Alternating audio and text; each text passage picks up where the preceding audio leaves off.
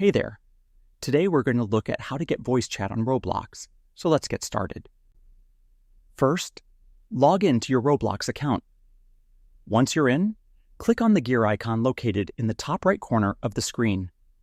From the drop-down menu, select Settings. Now head over to the Communication tab. If you don't see voice chat enabled here, it likely means your age has not been verified. In order to activate voice chat on Roblox, you must be over the age of 13 and have your age verified within the platform. To do this, go to the Personal section in Settings and enter your correct date of birth. After that, click on Verify My Age. Roblox will now ask you to provide your email. After that, it will ask you to prepare identity documents.